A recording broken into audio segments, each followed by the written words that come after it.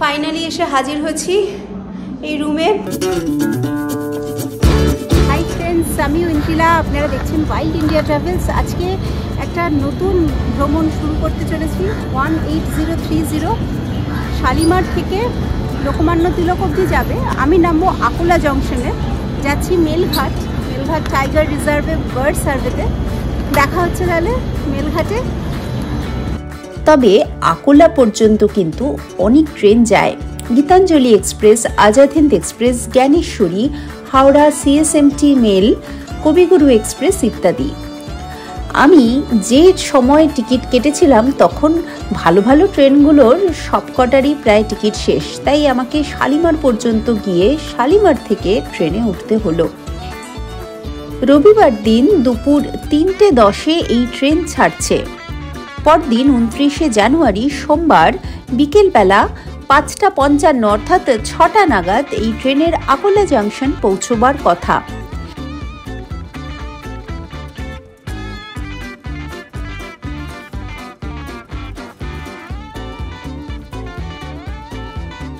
বাড়ি থেকে পরোটা আর ফুলকপির তরকারি নিয়ে এসেছিলাম, সাথে ছিল ডিম সেদ্ধ। এটাই আমি দুপুরবেলা এবং রাত্রিবেলাও খেয়েছিলাম। আরও সাথে ছিল ড্রাই ফ্রুট, কিছু ফল ইত্যাদি।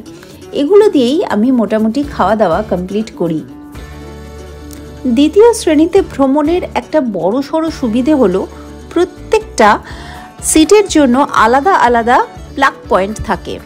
যাদের ইলেকট্রনিক ডিভাইস চার্জ দেওয়ার প্রয়োজন হয় তাদের কিন্তু বেশ সুবিধে। সেটা ছাড়াও রিডিং ল্যাম্প তো অবশ্যই খুব ভালো একটা অপশন যারা বই পড়তে ভালোবাসেন ট্রেন যাত্রায় তাদের জন্য। 2 AC টয়লেট। এখন রাত্রি 11:15 বাজে। এটা তাও ঠিক আছে। এই ওয়েস্টার্নটা, ইন্ডিয়ানটার অবস্থা খুবই খারাপ, ওটা ছবি তোলা যাবে না, এত বাজে হয়ে গেছে, মানে ক্লিনিংয়ের কোনো বস্তুই নেই। মোটামুটি ট্রেনটা যে খুব ভালো এরকম আমি বলবো না, পুরোনো বগি, ক্লিনিং একদম ভালো না। আমি বাড়িতে থাকলেও মোটামুটি আর্লি ডিনার করা পছন্দ করি। ট্রেনেও তার ব্যতিক্রম হলো না। 7টার মধ্যেই বাড়ি থেকে আনা খাবারে আমি ডিনার করে নিয়েছিলাম। 10টা নাগাদ এবার শোয়ার আয়োজন শুরু করলাম। প্রসঙ্গত জানাই, ট্রেনটাকে পরিচ্ছন্নতার নিরিখে খুব যে ভালো বলবো তা কিন্তু নয়। 29 তারিখ সকালবেলা বেশ সকালই ঘুম ভাঙল।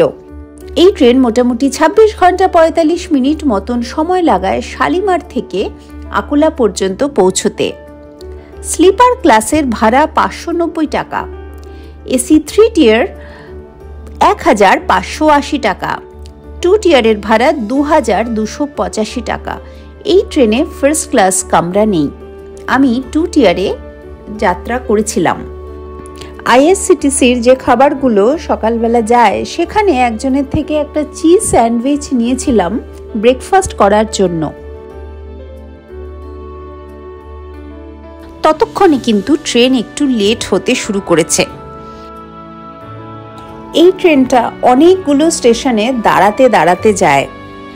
সেই হিসেবে আকোলা জাংশন 51তম স্টেশন। যেহেতু আমার সাথে আর কেউ ছিল না, তাই জন্য প্রচুর যে গল্প করা বা ইত্যাদি এইসব কোনো কিছুই হয়নি।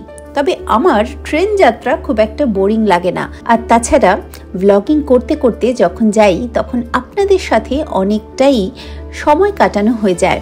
সব মিলিয়ে ট্রেন যাত্রা বেশ উপভোগ্য হয়ে ওঠে।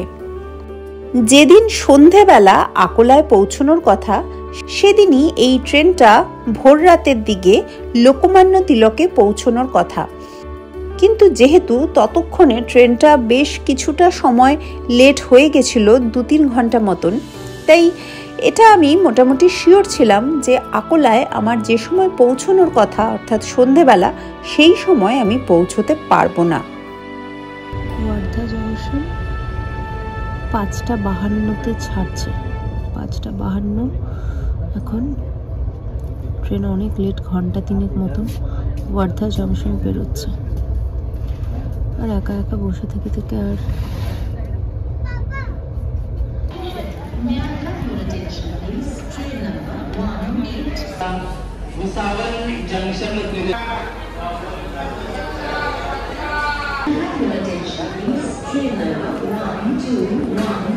করে ট্রেন এসে উপস্থিত হলো 9:30টার সময়। এখন এই একদম ওখানে রিটায়ারিং রুম, বেশি দূরে যেতে হলো না। এখন রিটায়ারিং রুম খুঁজতে হয়নি আর কি। সিঁড়ি দিয়ে উঠছি, এবার দেখি। আধার কার্ডের জেরক্স নিয়ে এসছি, আধার কার্ডের জেরক্সটা লাগে, আমি আগেও দেখেছি। তো এই ফাইনালি এসে হাজির হয়েছি এই রুমে, রিটায়ারিং রুম আকোলা জংশনে। রুমটাকে একবার দেখাই। সেরকম দেখাবার কিছু নেই, এমনিতে রুম বড়, কিন্তু গভর্নমেন্টের আর কি যা হয় এখানে, মানে আগে এখানে জাস্ট ডাবল বেডটা আছে, আর এইটা এরকমই ছিল, মানে আগে যে ইউজ করেছে সেই ওই অবস্থাতেই আর কি চলে গেছে, মানে এরকম ব্যাপার। তো সেরকম ক্লিন, এমনি নর্মাল, এমনি চোখে দেখে মনে হচ্ছে ক্লিন। এমনি এই জায়গাটা পরিষ্কার, সারফেসটা, ফ্লোরটা পরিষ্কার। এখানে ওই বসার চেয়ার ফেয়ার, টেবিল রয়েছে, এইসব রয়েছে। বসার জন্য 3খানা চেয়ার রয়েছে, টেবিল রয়েছে, আয়না আছে এখানে একটা। আর এটা হচ্ছে ওয়াশরুম, এটা বেসিন। এটা কি দেখি, আচ্ছা স্নান করার জায়গা, আবার গরম পানি ঠান্ডা পানি লেখা, বাবা আনন্দের সীমা নেই। আচ্ছা এটা বোধহয় টয়লেট, ইন্ডিয়ান, এই আর কি ব্যাপার। মোটামুটি রাত কাটানোর জন্য ঠিক আছে, একটা রাত কোনো মতে আর কি কাটিয়ে দেবো। থেকে একটু খাবার কিনে এনেছি, ভেজ ফুড, ওই একটু ডাল ভাত টাইপের, 80 টাকা নিয়েছে, স্টেশনে যা পাওয়া যায় আর কি। তো সেটাই, আবার এখানে 2খানা এসি লাগানো।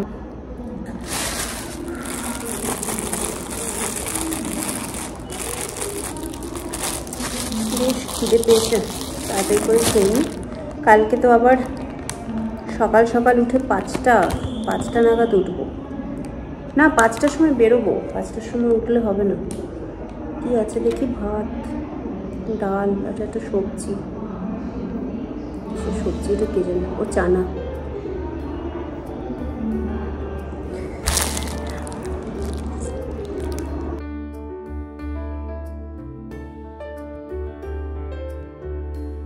তবে মুম্বাই সিএসএমটি যে রয়েছে আর কি স্টেশনটা, ওটা তো খুব বড় স্টেশন, আকোলা তো তার তুলনায় কিছুই নয়। মুম্বাই সিএসএমটিতে আমি আগে থেকেছি, বেশ ভালো বন্দোবস্ত, মানে রিটায়ারিং রুমটা ঢুকেই আর কি খুব ইমপ্রেসিভ।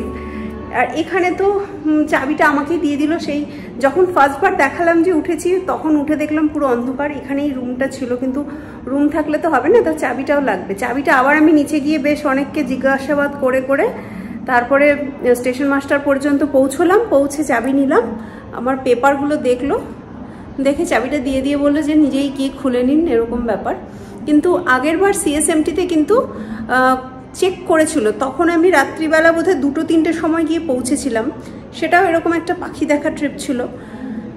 তো সেখানে কিন্তু ভালোভাবেই চেক করেছিল, একদম আধার কার্ডের সব জেরক্স ভেরিফিকেশন সব কিছু করে তারপরে ওরা, তখন আমি ডরমিটারি বুক করেছিলাম। আর এর পাশে এটা double bedroom, AC double bedroom.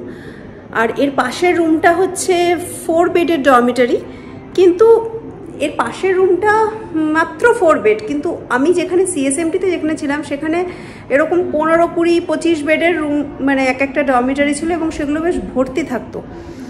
আর অনেক মেয়েরা, মানে উইমেন সেকশন আলাদা, মেলদের আলাদা, এরকম সমস্ত সেকশন ছিল। আমার মনে আছে আমি মেয়েদের ডরমিটারি বুক করেছিলাম, এবং সেখানে বহু মেয়ে ছিলেন, আমার মনে আছে। তো এই দুটো জাংশন হলো, এটা তো অনেক ছোট, মহারাষ্ট্রের মধ্যেই ঢুকে গেছি। তো যাই হোক, কালকে থেকে আমাদের মূল যাত্রাটা শুরু হবে। আজকে রাতটা এখানেই শেষ, আগামীকালটাই হচ্ছে আসল। এই পর্যন্ত যা দেখালাম সেটা তো শুধু ট্রেনে আসা যাওয়া আর সময় কাটানো এই রকম। যাই হোক, ভিডিওটা বানিয়েছি যখন, কেমন লেগেছে আমাকে কিন্তু অবশ্যই জানাবেন। যদি ভালো লাগে লাইক করুন, শেয়ার করুন। আপনার ট্রেন প্রেমী বন্ধুদের, না ট্রেন প্রেমীদের সাথে শেয়ার করবেন না প্লিজ। আমি ট্রেনের এমন কিছু দেখাইনি যাতে ট্রেন প্রেমীদের সাথে শেয়ার করা যেতে পারে। এটা শুধু আমার পার্সোনাল আর কি, আমি কিভাবে এসেছি শুধু সেটুকুই দেখিয়েছি।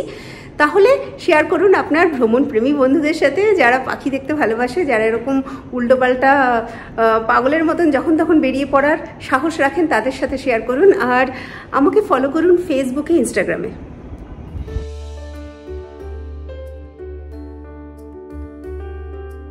পরের দিন আমরা প্রবেশ করব জঙ্গলের একদম গভীরে। সেই ভিডিও দেখার জন্য চ্যানেলটিকে সাবস্ক্রাইব করে নোটিফিকেশন অল করে দিতে ভুলবেন না। ওয়াইল্ড ইন্ডিয়া ট্রাভেলসকে ফলো করুন ফেসবুকে, ইনস্টাগ্রামে।